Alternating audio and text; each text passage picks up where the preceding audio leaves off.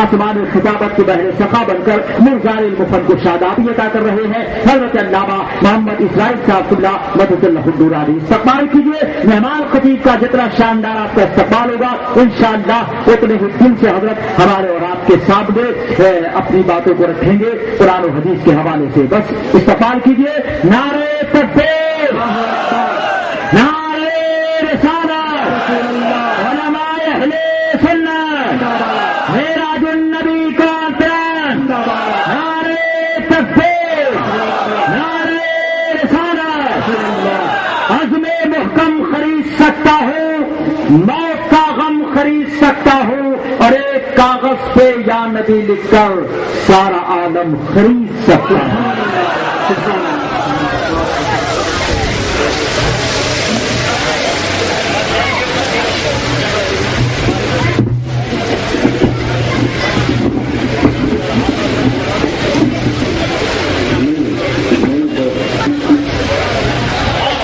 علماء اہل سنت، مشائخ طریقت، بالخصوص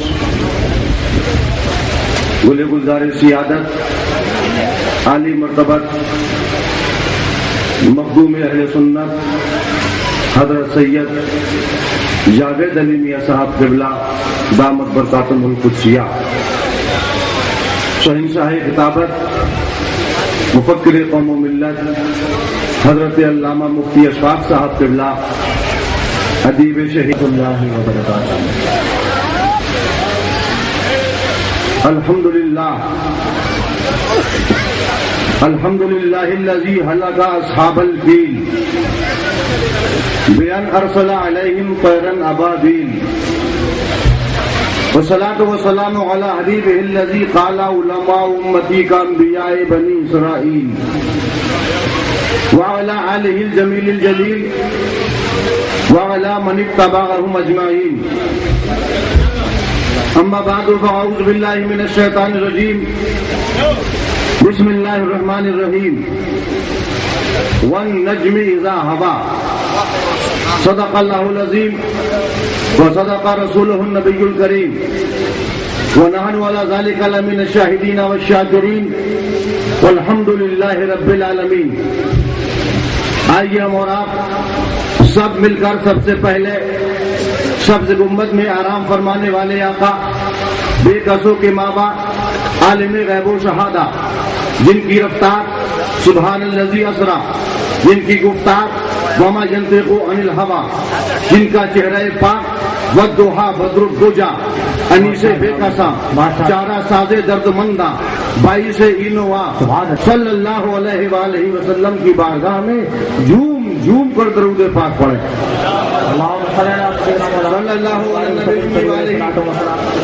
صلی اللہ علیہ وسلم. صلاۃ و سلام علیک یا رسول اللہ، یا نبی اللہ، یا حبیب اللہ.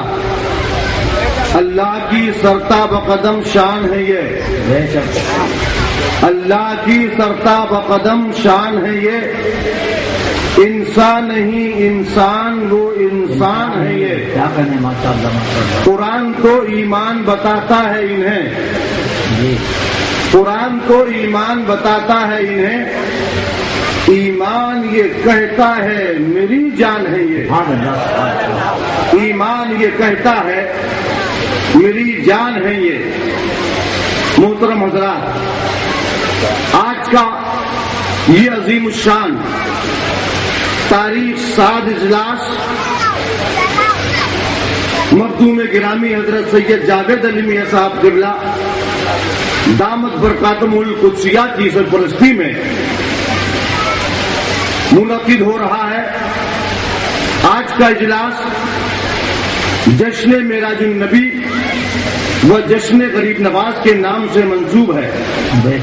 تھوڑی دیر میں انہی موضوعات پر آپ سے گفتگو کر کے رخصت ہو جاؤں گا. ذہن حاضر رکھیں اور توجہ کے ساتھ سماعت فرمائیں.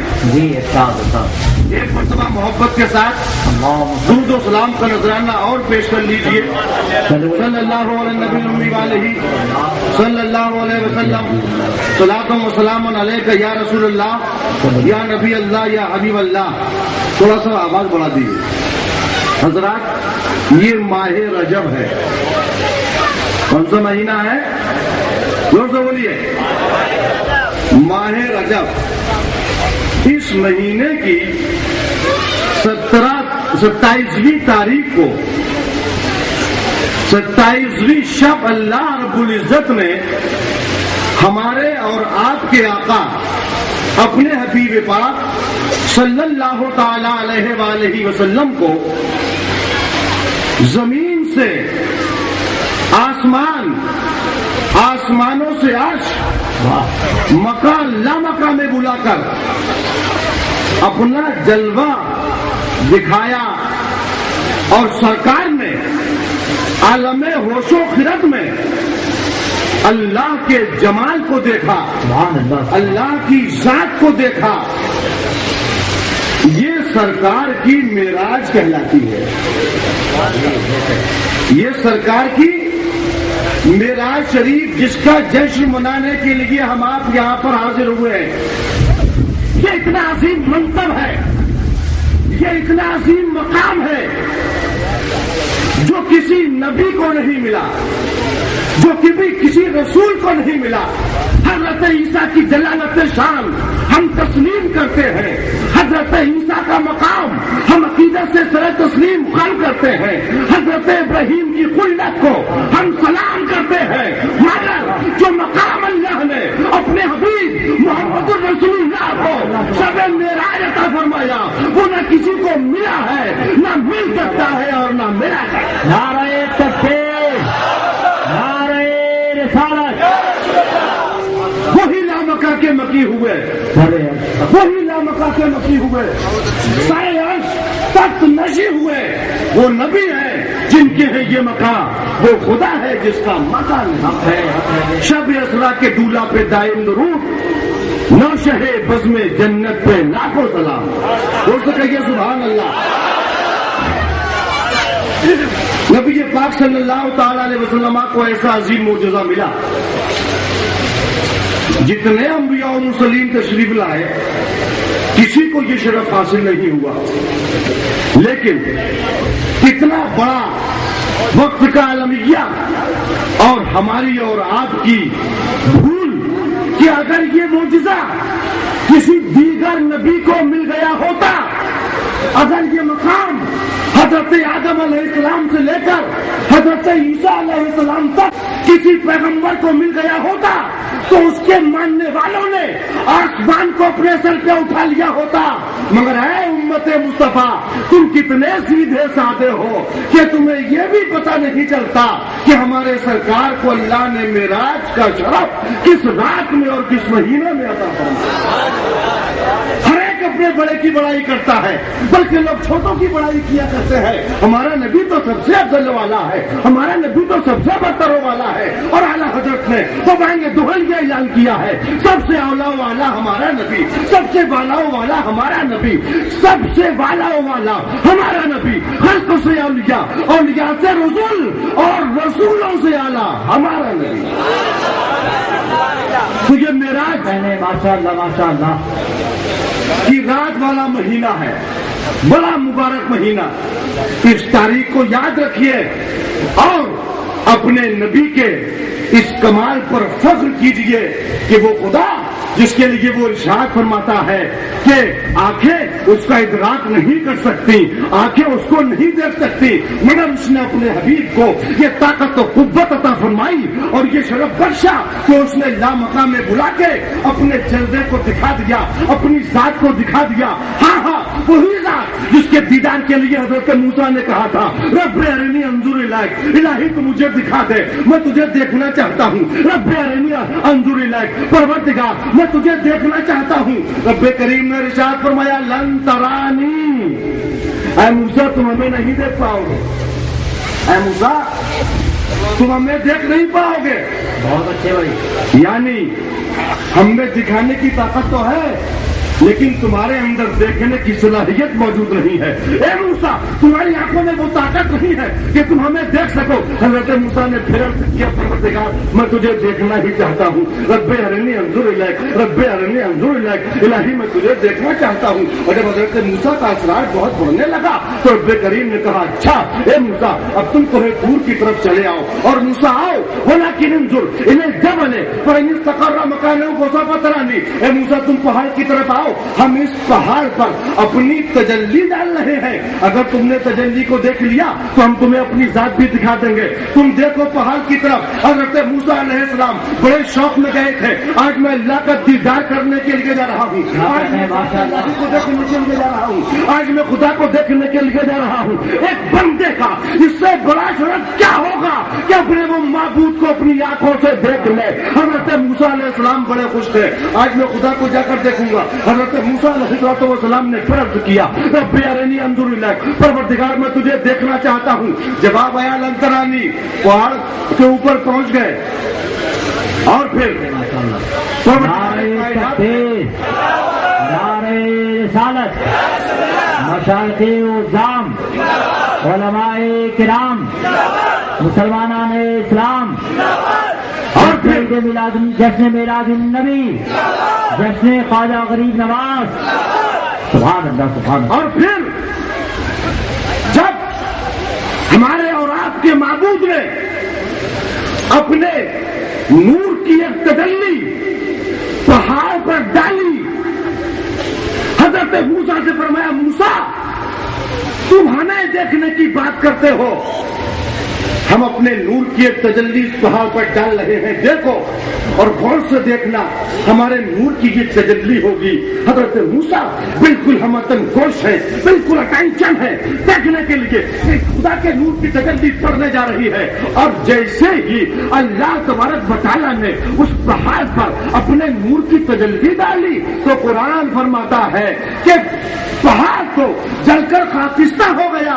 وَخَرَّ مُوسَىٰ صَعِقًا، اور موسیٰ علیہ السلام بے ہوش ہو کر زمین پر آ رہے. اللہ اللہ مقام تو دیکھو، کہاں کہہ رہے تھے رب ارنی انظر الیک، پروردگار میں تجھے دیکھنا چاہتا ہوں، لیکن صرف ایک تجلی کی تاب نہ لا سکے اور بے ہوش ہو کر زمین پر آ گئے. یہ موسیٰ کلیم اللہ ہے جو خدا کی ذات کی ایک تجلی کی برداشت نہ کر سکے، مگر ہمارا نبی کلیم اللہ کی طرح صرف کلیم اللہ نہیں بلکہ وہ حبیب اللہ ہے. انہوں نے مقام معراج میں خدا کو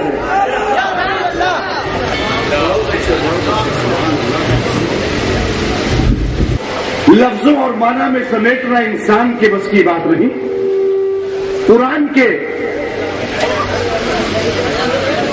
بعض مقامات میں، مختلف مقامات میں اس کا ذکر ملتا ہے. سبحان الذی اسری والنجم اذا ہوا، اور دیگر مقامات پر معراج کا تذکرہ ملتا ہے. معراج ہے کیا؟ عام لوگوں کے سمجھنے کے لیے آپ اس طرح بھی سمجھ سکتے ہیں کہ معراج میں 5 حروف ہیں. کتنے ہیں بھائی صاحب؟ تو آپ بولتے رہیے ذرا، آپ لوگ ان سے کہیے سبحان اللہ. پہلا حرف ہے میم، دوسرا حرف ہے عین، تیسرا حرف ہے رے، چوتھا حرف ہے الف اور 5واں حرف ہے جیم. ان 5 حروف کے مجموعے کا نام ہے معراج. اب اس کی فل فارم دیکھ لیجیے آپ. میم سے محمد، کیا کہنے واہ اسے بولو یار. میم سے محمد، عین سے عرش پر تشریف لے گئے، رے سے رات کے تھوڑے سے حصے میں، الف سے اللہ سے ملنے کے لیے جبرائیل امین.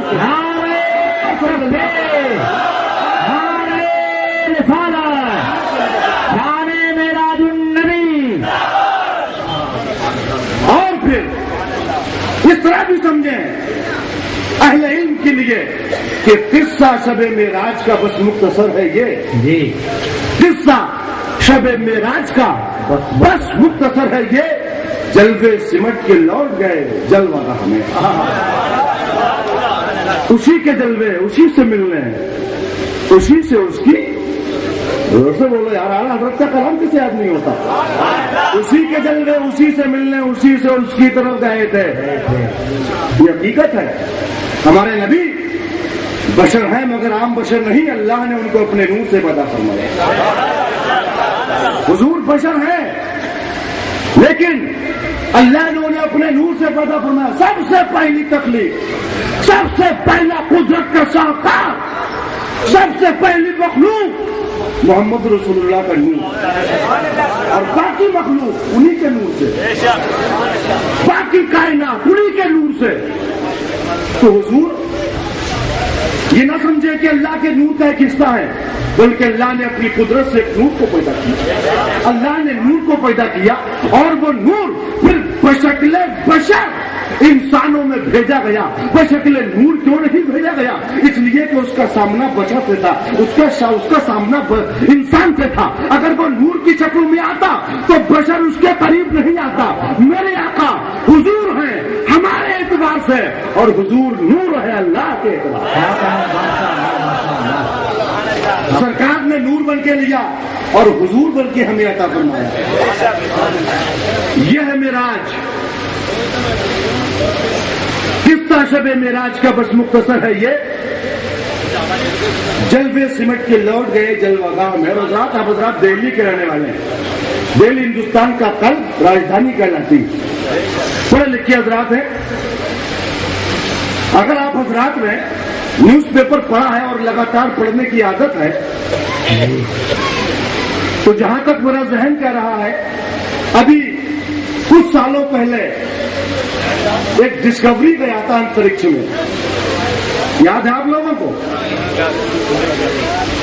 اخبارات میں چھپ رہا تھا، میڈیا پکار رہا تھا. ہم نے اخبار میں پڑھا کہ ان لوگوں نے بیان دیا کہ ہمارا ڈسکوری جب زمین سے خلا کی طرف جاتا ہے تو زمین و آسمان کے بیچ ایک آگ کا سخت ترین حصہ پڑتا ہے جس کی حرارت تقریباً 365 ڈگری سیلسیس ہوتی ہے. وہاں سے ڈسکوری کو نکلنے کے لیے فی منٹ 45 کلومیٹر کی رفتار سے گزارا جاتا ہے، ورنہ یہ ڈسکوری وہیں کی وہیں جل کر راکھ ہو جائے. یہ اخبارات کو ہم نے پڑھا تھا، اور جو لوگ پڑھنا جانتے، جو پڑھتے ہیں ان کو اچھے طریقے سے علم ہوگا کہ یہ ڈسکوری جو اس آگ کے کردے سے نکلتا ہے. میں نے کہا اے سائنس دانوں مسلمان ہو جاؤ، اے سائنس تم مسلمان ہو جا، اس لیے کہ تم نے آج آسمانوں کے اوپر ایک نار اور آگ کے حصے کا اعلان کر کے ہمارے نبی کی نبوت کی تصدیق کر دی ہے. اس لیے کہ میرے نبی جب شب معراج گئے تو میرے آقا نے واپس آ کے ارشاد فرمایا، اے لوگوں میں معراج کے لیے گیا تو میں ایک آگ کے کرنے سے بھی ہو کر گزرا ہوں، اور اس طرح نکل گیا کہ ہماری سواری کو اس کا کوئی احساس.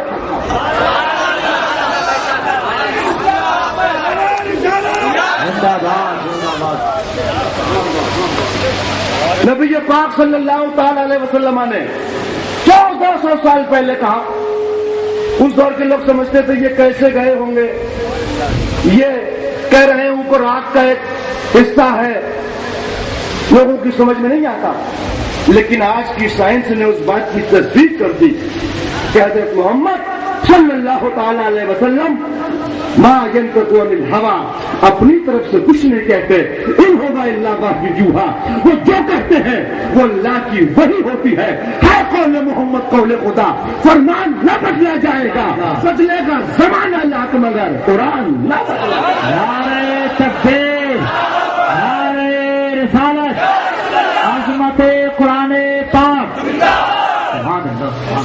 جب سرکار تشریف لے گئے معراج کے لیے اور سرکار نے آ کر بتایا لوگوں میں رات کے تھوڑے سے حصے میں مکہ المکرمہ سے گیا اور مسجد اقصی ہوتے ہوئے ساتوں آسمانوں کی سیر کرتے ہوئے پہنچا. عرش و کرسی، جنت و دوزخ کو دیکھا، لامقام خدا کا دیدار کیا، اس کے بعد چلا آیا. اور یہ سب اتنی دیر میں ہوا کہ زنجیر بھی ہلتی رہی، بستر بھی رہا گرم. تاش گئے اور چلے آئے محمد. ارے زور سے بولو یار، اور زور سے پیچھے والے بولیں. زنجیر بھی ہلتی رہی، بستر بھی رہا گرم، تار سے گئے اور چلے آئے محمد۔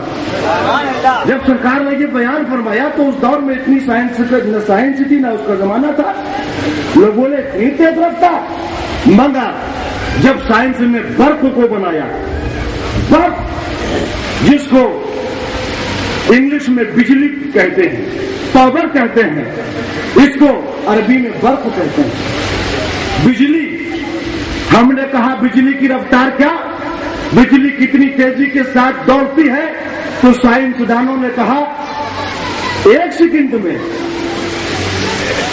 1,86,000 کلومیٹر کی رفتار سے چلتی،